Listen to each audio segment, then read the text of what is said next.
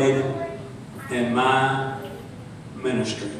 Always remember, both are chosen men of God. Respect God's anointing. Help Him. Work with Him. Support Him up front. Turn loose of the past.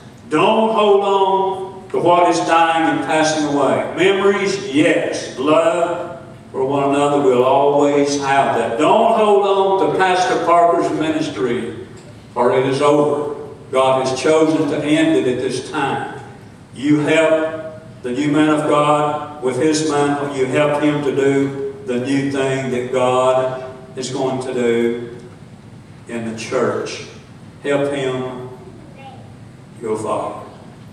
Allow him to get rooted. Let him see your love and your support.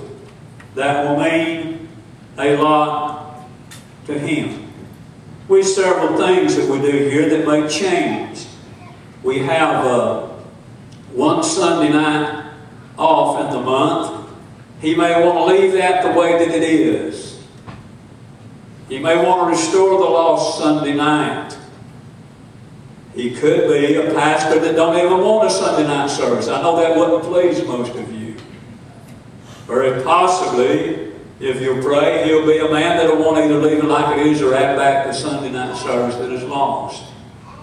I'm saying this because he'll see some things different than I do. There'll be things that you and him together will have to decide. The little things that are big in my eyes, the missions things we support, the missionaries, the Bible club, and these things, the little needy hurting children down in Haiti. These things you as a church will have to decide. The church that has church here after we're gone, the Hispanic church, you and the new pastor together will have to decide whether or not you allow that to continue to happen. I had a call from the pastor's wife this last week, and she was concerned. She said, we don't have anywhere to go. We don't have a building again, and we don't know what to do. And I said, just pray, and I'll leave it there. That's not for me to say beyond this time. Remember, he will have new ideas and possibly a new direction. And sometimes that's why God orders change.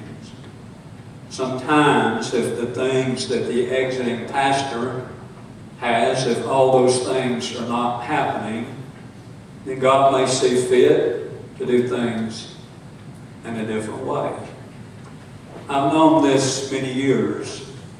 I hope and trust that the foundation that you and I have laid together over the last 7 years, I have hoped and I pray that it is a good foundation that you can build upon for tomorrow, for the future of this church. I want you to know this, and I have said, and you have heard me say, wherever we are in life, it is only for a season. Pastors know that. On the first day they come to a church, they know there's coming the final day that they will leave the church. But I want you to see it this way. I believe it to be this way. God will bring a pastor in, and he will put a vision in that pastor's heart. The pastor will share that vision with his congregation, and hopefully together that congregation will work towards the vision that the pastor has, that has been given him of the Lord. All pastors, including all the ones of the past and all the ones of the future, all of them are called of God to bring the church, with the help of God and the people, to a certain level, a certain place. And then when it has reached that level, that man's work is done. And God will take him away, and he will bring in a new pastor to work with the church, to take the church to the next level. It's just the way God does things. Many ministers and pastors would just be delighted if they could do the work of Elijah and do the miracles that Elijah did. And going back to which was the greatest, it was Elijah and God that brought restoration to a backslid nation and revival back to the land. It was Elisha, Elijah and God together that shut up the heavens and there's no rain. And it was God and Elijah that brought the rain once again. You can take that naturally, it was, or you can take that spiritually. So Elijah really worked through some difficult times. It didn't mean Elisha wouldn't have some, but Elisha would enjoy some of the benefits that God did through the prophet of Elijah. I would like for you to remember this about your next pastor, whoever he will be.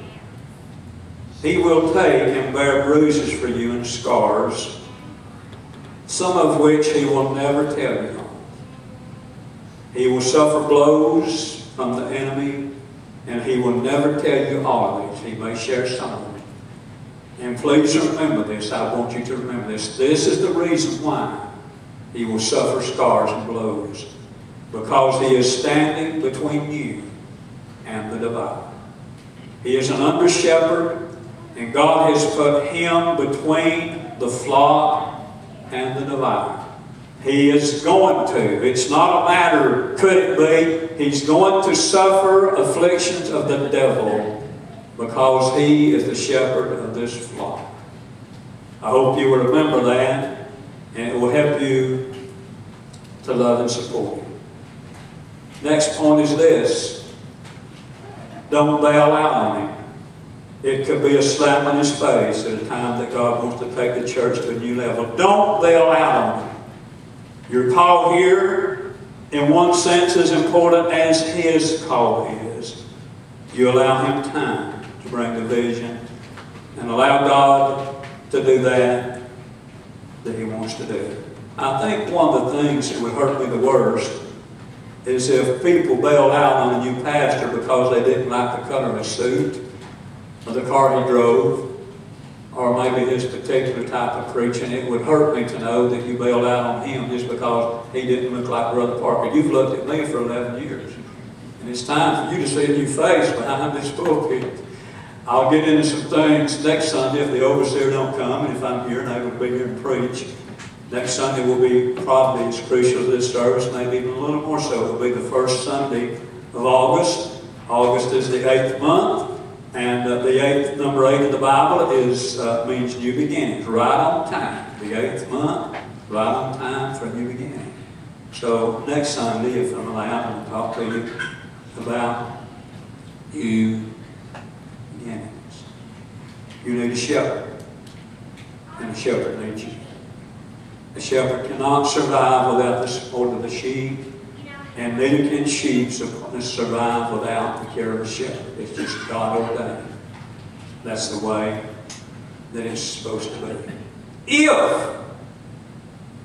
you will love him as much as you have us, he will know that he's welcome and he's appreciated. I want you to remember this. He is taking the mantle at one of the most crucial moments in the history of the world. He could make a mistake. Most human beings do. Most preachers I know have. He could miss it at times. Most preachers do from time to time. People forget they're not angels, they're clay vessels. There's something I'd like to leave with you also. It is just the human nature of people to remember one bad deed more